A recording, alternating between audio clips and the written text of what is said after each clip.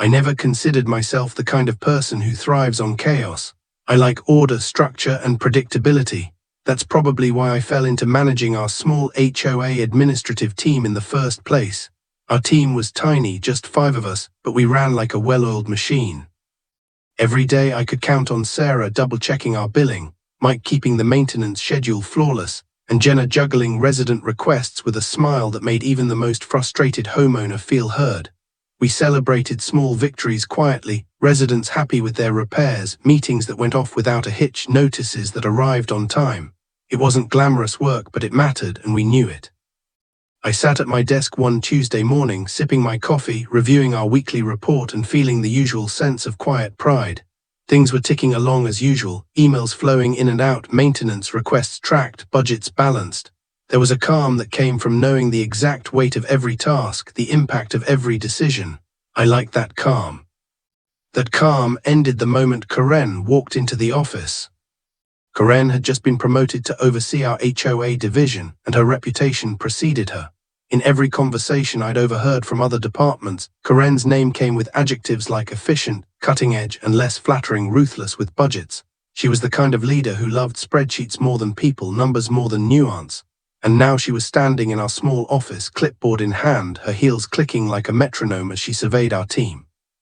"Good morning," she said, voice crisp. "I've been reviewing the department's performance and the current budget. I'd like to call a meeting later today to discuss some adjustments." Her tone was polite, but there was a certain finality to it. I smiling politely, trying not to overthink it. After all, budgets always required tweaks. Maybe she wanted to reorganize priorities, I thought. But as the day wore on, the sense of unease didn't fade.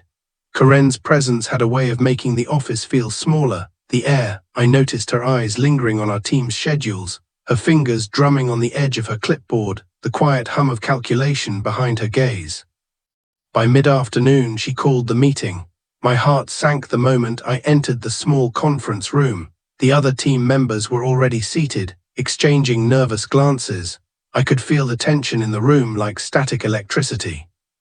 Karen started by complimenting our hard work and dedication, which made me suspicious immediately. People who began with compliments usually followed with something much harder to swallow.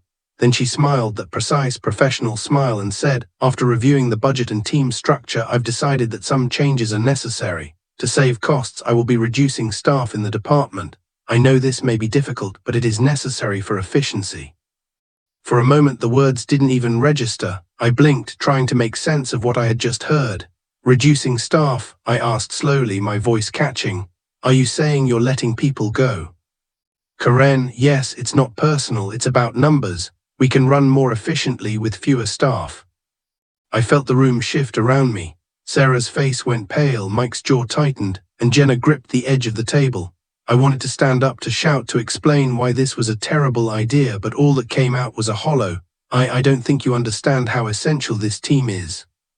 Karen's smile didn't waver. "I understand perfectly. This is the best way forward." I left the meeting stunned, a sense of dread settling over me like a heavy fog. The calm I had cherished was gone. I could already feel the ripple effect of this decision. Our HOA ran on precision, on attention to detail, and now the very foundation of that structure was about to be shaken. I didn't know how bad it would get, but deep down I knew one thing: nothing would ever be the same again. The next morning the office felt different. The usual hum of printers, ringing phones, and casual chatter seemed muted, replaced by a quiet tension I could almost taste. My team trickled in, each face a mixture of apprehension and disbelief. Even the air conditioning felt like it knew something had shifted. Karen called us into the conference room again. My stomach twisted, a mix of dread and disbelief gnawing at me. I knew what this meeting would be about, but part of me hoped I was wrong. Maybe it was a misunderstanding, a drill, something temporary, but deep down I knew better. Karen stood at the head of the table, clipboard in hand, perfectly composed. "Thank you for joining me," she began, her tone even and deliberate. "After reviewing team performance and budget allocations, I've decided to reduce staff immediately. Some positions will be eliminated by the end of the week." There was a heavy pause. I couldn't speak. My mind raced, trying to process the words without panicking. "You're firing people?" I finally managed to ask, my voice steadier than I felt. "Do you realize the impact this will have on operations?" Karen's expression didn't change. I understand the risks. This decision is necessary to save the department money. We can operate more efficiently with fewer staff. It's about strategy, not personal performance. I felt a surge of anger and disbelief. Strategy? Karen, you don't understand how our team functions. Every single person here handles tasks that are essential to running this HOA. Removing them will create chaos, not efficiency. Sarah, sitting beside me, muttered under her breath, "This can't be happening." Mike, always calm, looked like he might burst into frustration. "We've handled emergencies, budget adjustments, resident complaints all seamlessly. How can you just ignore that?" Karen held up a hand. "I appreciate your concerns, but this decision is final. Human Resources has already prepared the severance packages. It's a difficult choice, but one I stand by." I wanted to argue, to yell, to make her see what she was doing, but I knew reasoning with her was like trying to push back a tidal wave with a broom. Her mind was already made up. The meeting ended quickly, and I watched as the team left, shoulders slumped, faces pale and anxious. I felt the weight of responsibility settle squarely on my shoulders. These were people I trusted, people who had worked tirelessly to keep our HOA running smoothly. And now they were being cast aside without consideration for the consequences. I spent the rest of the morning reviewing every project, every resident request, every maintenance schedule, trying to calculate how long we could survive with a reduced team. The numbers didn't lie. Removing even one member would strain the workflow. Removing multiple would create gaps we couldn't fill. I felt a tight knot in my chest. By mid-afternoon, the first ripple effects began. A resident called, confused about a payment schedule that had changed overnight. Another reported a maintenance issue that was suddenly delayed. Small errors that would normally be caught immediately were slipping through the cracks. I called Sarah and Mike into my office, trying to brainstorm temporary solutions. "We're going to have to prioritize everything," I said, "every single task, and we'll need to communicate with residents constantly so they understand delays. We can't let this spiral." They grimly, we all knew we were facing an uphill battle. Every decision Karen had made was starting to show its consequences, even before anyone had been officially let go. As the sun set over the office, casting long shadows across the desks, I stared at the calendar. By the end of the week, half my team would be gone. The HOA depended on us, and suddenly I realized how precarious everything had become. I felt a mixture of fear, anger, and determination. Karen thought this was about saving money. She had no idea what she had set in motion. And I knew one thing for certain: I wasn't going to let the HOA or my team collapse without a fight. By the next morning, the office felt like a different place. The air was thick with tension, whispers of uncertainty bouncing between desks. The people who remained looked wary, like we were all walking on eggshells. I tried to focus, but it was impossible to ignore the elephant in the room. The team was shrinking, and the work wasn't shrinking with it. The first official departures began mid-morning. HR came in quietly to escort Sarah and 2 others to their offices to handle exit paperwork. I could feel the anxiety radiating through the room. Jenna, Mike, and I exchanged uneasy glances, none of us able to find the right words. Watching your teammates leave, people you relied on day in and day out, is like seeing part of the foundation of a building ripped away while it's still standing. I took a deep breath and reminded myself to stay calm. Panic wouldn't help anyone, but as soon as HR left, the emails started flooding in. Residents were confused about changes in their billing, maintenance requests that would normally be handled within hours were delayed, and complaints began to trickle in. The first small errors were minor, nothing catastrophic, but they were signs of what was to come. I picked up the phone for the 10th time in an hour. "Yes, I understand your concern about the landscaping schedule," I said, forcing a reassuring tone I didn't feel. "We're experiencing some adjustments, but we're prioritizing urgent issues first." I hung up, closed my eyes for a moment, and tried to process the magnitude of what had just happened. We had been efficient, precise, and thorough, and now every system I had depended on was strained. Mike leaned over my desk. "I don't know how we're going to handle this," he said quietly. "Even with the 3 of us, there's too much to do." I feeling the weight of his words. "We'll have to triage everything," I said, my mind racing. "Prioritize the most urgent tasks, communicate constantly with residents, and try to prevent small problems from becoming big ones." But even as we spoke, the consequences of Karen's decision were becoming undeniable. A maintenance crew showed up at the wrong property because our scheduling software hadn't been updated correctly. An invoice went out with the wrong amount, causing frustration and confusion. A resident called frustrated that a community repair had been delayed for weeks.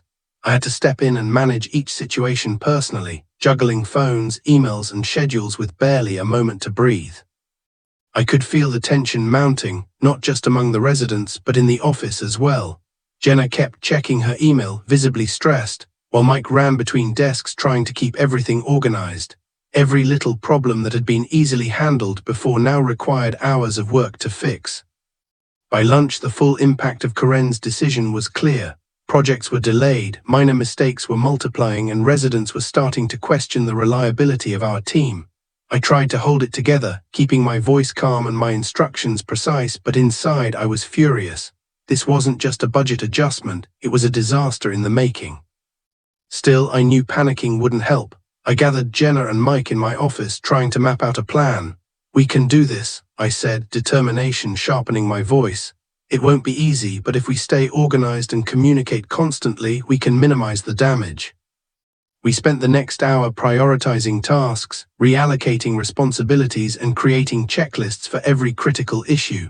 It was exhausting work, and I could feel the strain on all of us. But for the first time that day, I felt a flicker of control. It wasn't much, but it was something. As the day drew to a close, I sat back at my desk, looking around at the half-empty office. The calm we had once taken for granted was gone, replaced by stress, confusion, and the realization that Karen's cost-saving decision had far-reaching consequences. I knew this was only the beginning. Tomorrow would bring new challenges, and I had to be ready. Because if I didn't step up now, the entire HOA could unravel. By midweek, the cracks that had started small were widening into full-blown fractures. The office felt like a pressure cooker, and I was the only one trying to keep the lid on. Every task that had once been simple now required triple the time and energy. Requests piled up than we could process them, and minor errors were snowballing into major problems. It started with maintenance. A routine inspection of the community pool was missed because there was no one left to check the schedule. I didn't find out until a resident called frustrated and annoyed, reporting that the pool pumps weren't working and a leak had formed. I grabbed my laptop and started calling the maintenance company, trying to reroute resources while coordinating with the remaining team. At the same time, invoices began arriving back from residents, complaining about charges that had been calculated incorrectly. Normally, Sarah would catch these mistakes in seconds, but with her gone, the errors slipped through, creating confusion and frustration. I spent hours double-checking every line, correcting mistakes and sending apologies. It felt like I was constantly putting out fires, and no matter what I did, more flames appeared. Then came the neighbor disputes. Two residents had conflicting schedules for using the clubhouse, and without the usual team coordination, neither party had been informed properly. The calls came in at the same time, both angry and demanding solutions. I found myself mediating, trying to calm tempers while simultaneously handling maintenance and billing issues. My stress level was through the roof, and I could feel my patience thinning with every passing hour. Karen, as usual, seemed unaware of the chaos she had unleashed. She stopped by the office briefly that afternoon, smiling and asking, "How's the transition going? Still saving money, right?" I wanted to scream, but instead I forced a calm smile. "We're managing," I said, trying to sound confident. Inside, I felt like the walls were closing in. By the end of the day, it was clear we were barely holding it together. Emails went unanswered for hours, some urgent tasks had to be delayed, and I realized that no amount of organization could compensate for the sheer lack of staff. I stayed late, working through the night, trying to make sure residents were updated and critical issues addressed. The office lights were the last to go out, the silence of an empty building reflecting how isolated I suddenly felt. Even my team, the few who remained, were exhausted. Jenna's usual cheerful demeanor was gone, replaced by a look of constant worry. Mike, who had always been calm under pressure, was snapping at minor mistakes. We were all at our limit, running on adrenaline, trying desperately to keep the HOA functioning. I began noticing patterns in the chaos that scared me even more. Minor delays were turning into big mistakes, small oversights into major complaints. Residents who had always been satisfied were now questioning the competency of our HOA. And it wasn't just frustration, it was a loss of trust, something that could take months, maybe years, to rebuild. Sitting at my desk late that night, I realized the full scale of what Karen had done. She thought she was saving money by reducing staff, but the real cost was becoming obvious. Every missed deadline, every angry call, every frustrated resident was a ripple effect of her decision. Efficiency, it turned out, wasn't just about numbers, it was about people, and she had removed the very ones who kept the system running. I leaned back in my chair, rubbing my eyes, and made a silent vow. We were not going to crumble under this pressure. If Karen couldn't see the value of a strong team, I would do everything in my power to keep this HOA running smoothly, even if it meant taking on more than any one person should. Tomorrow would bring new challenges, new mistakes, and new complaints, but I wasn't going to let the chaos win, not while I still had the skills, the knowledge, and the determination to fix what was broken. Because even in a storm, someone has to steer the ship, and for now that someone was me. It didn't take long to realize that Karen didn't fully understand the complexity of what we did. She saw numbers on a spreadsheet, budgets to trim, and positions to eliminate. What she didn't see were the countless moving parts that kept the HOA running smoothly, the subtle coordination, the daily communication, the proactive problem-solving that most residents never noticed. She had assumed that removing staff would streamline operations, but she had completely missed the human element, the invisible work that kept everything afloat. The first real disaster hit mid-morning. A contractor arrived at the wrong property to fix a broken fence. Normally this would have been prevented by Sarah's careful scheduling, but with her gone, no one had double-checked the appointments. I got the call while on another line trying to calm an irate resident whose mailbox had been damaged. I dropped everything, grabbed my keys, and drove across the community, trying to prevent the situation from escalating. When I arrived, the contractor was confused, the resident frustrated, and I could feel my patience wearing thin. "This was scheduled for the Johnson property," I said, my voice steady but my mind racing. "We need to get this corrected immediately." The contractor and I spent the next hour rescheduling, coordinating, and apologizing. It was exhausting, and yet I knew this was just the beginning. Next came the invoices. A miscalculation in the HOA fees for several units had gone unnoticed for days. Normally Sarah or Jenna would have caught it instantly, but now the errors were reaching residents and triggering complaints.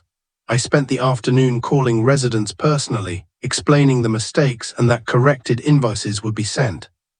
Every call was a delicate balance between apologizing, reassuring, and taking responsibility. Tasks that had once been easily shared among our team, now falling entirely on my shoulders. Meanwhile, maintenance requests were piling up.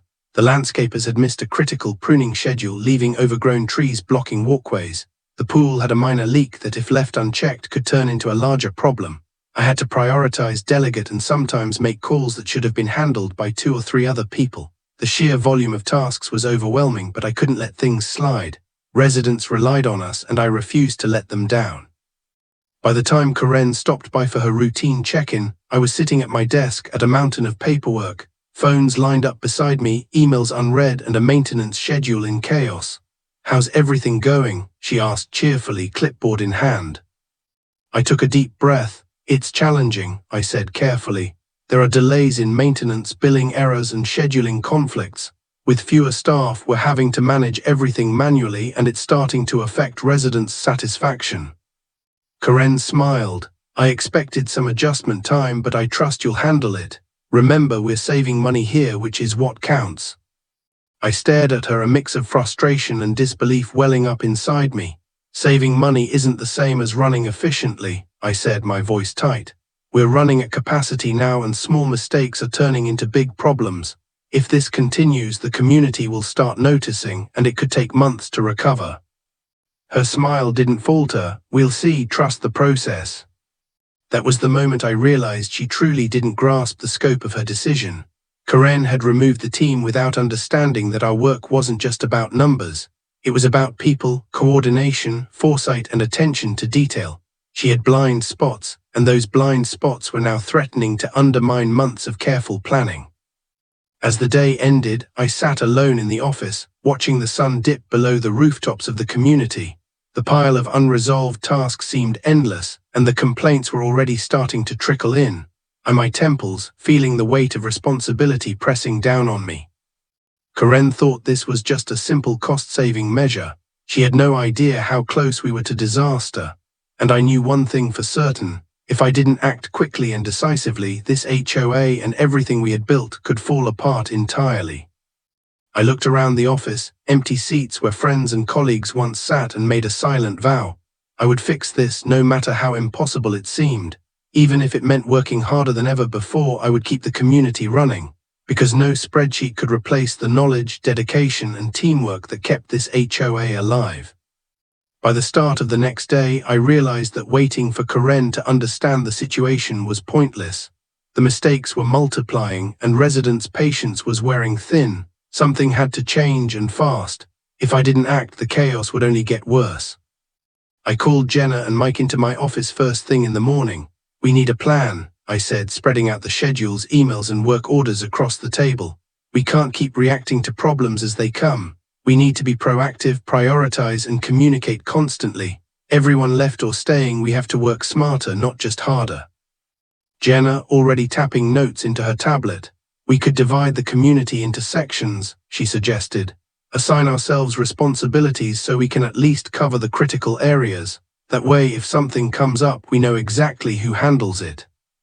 Mike leaned back, thinking, "We also need a way to alert residents before delays happen. If they know what to expect, they're less likely to panic or complain."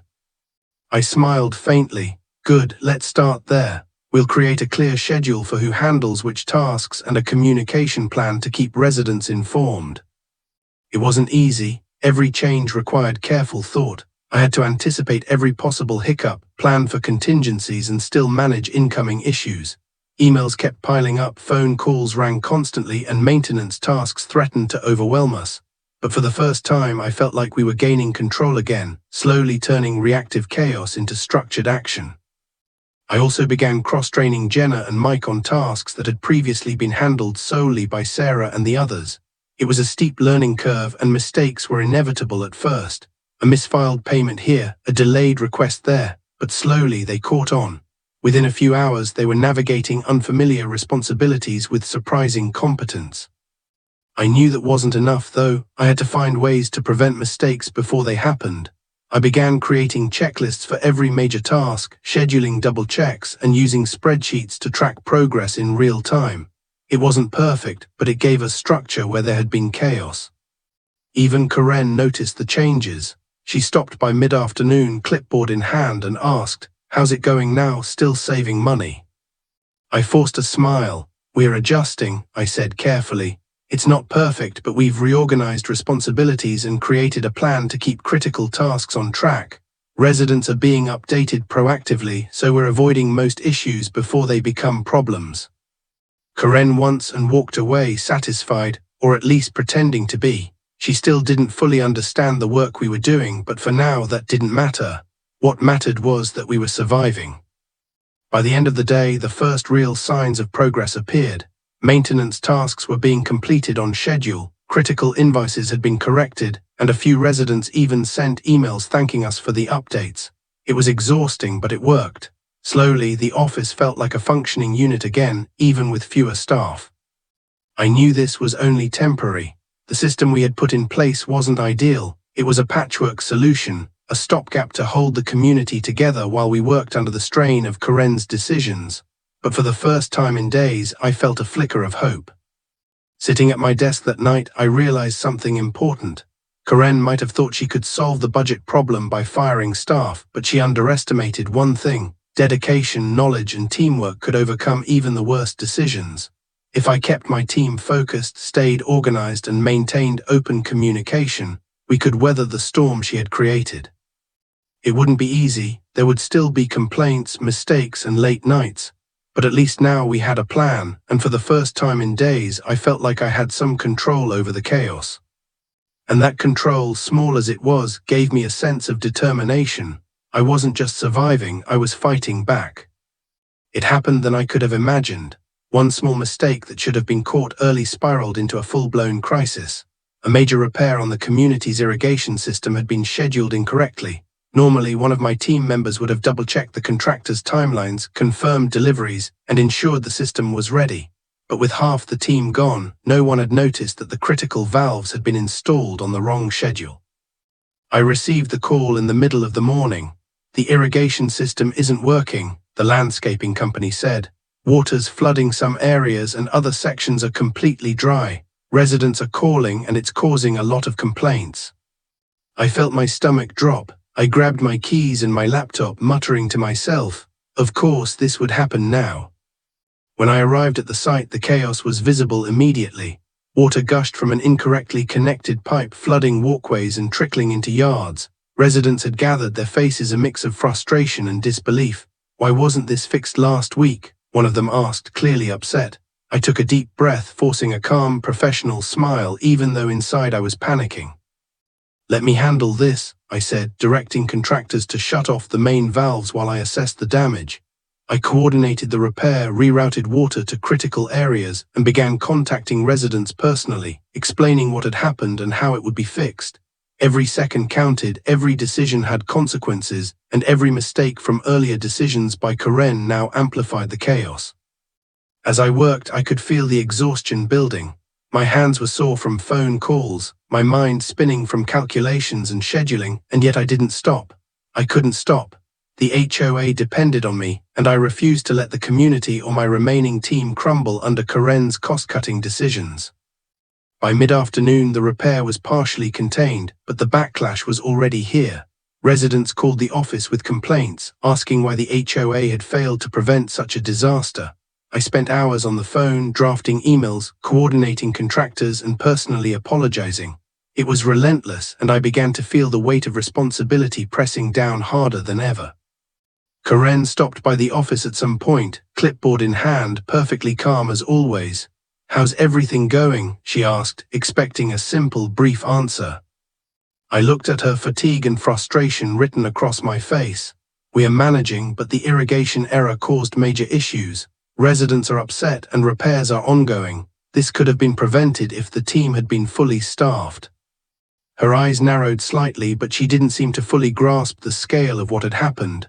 "Well, I trust you'll handle it. Remember, efficiency and cost saving come first."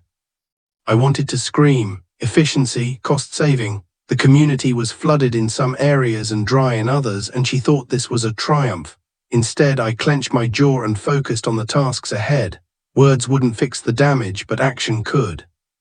By the end of the day, I had personally overseen the completion of emergency repairs, reassured angry residents, and set up a detailed follow-up plan to prevent future mistakes.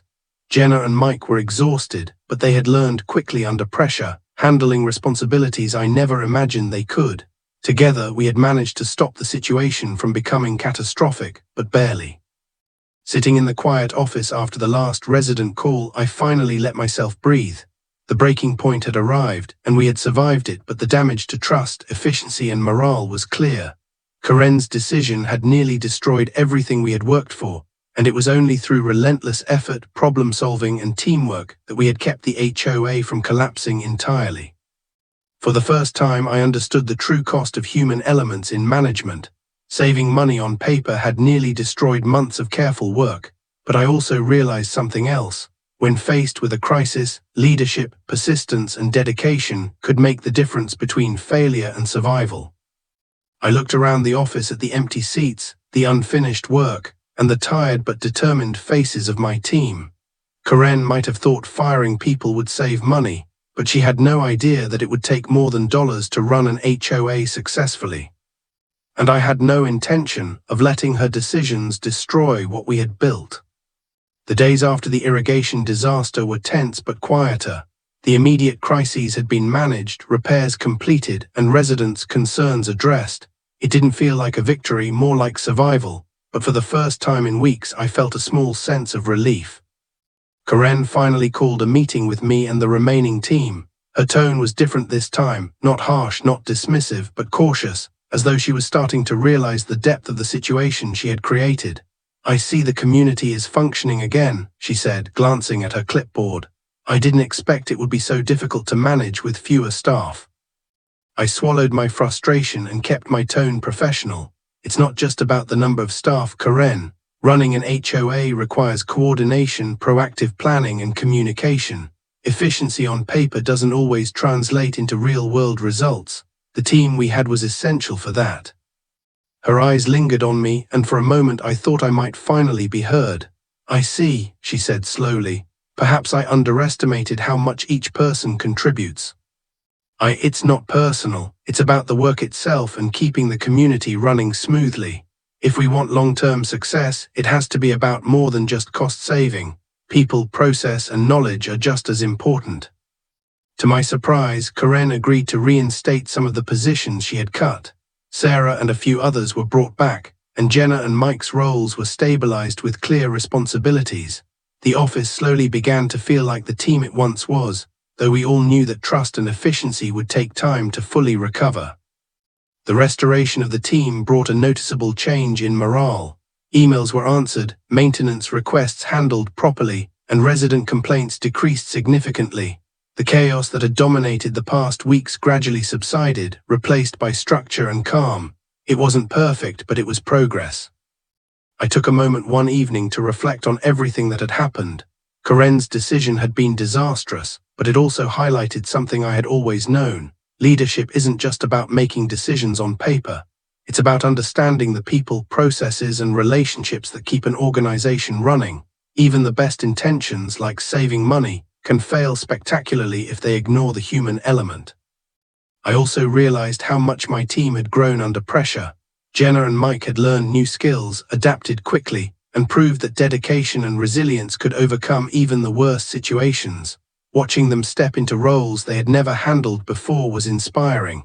It reminded me that strong teams are not just built, they are tested in fire. Karen, for her part, seemed to have learned a lesson as well. She started asking more questions, seeking advice, and observing before making major decisions.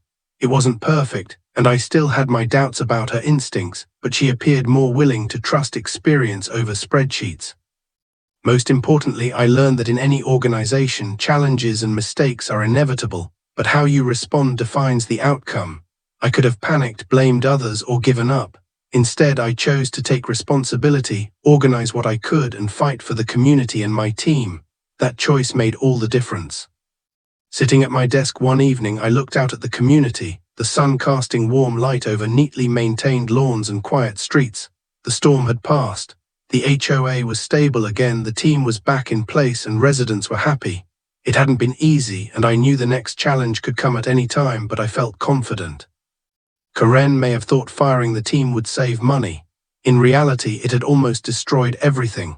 But through teamwork, resilience, and leadership, we had proven that experience, dedication, and careful planning mattered far more than short-term savings.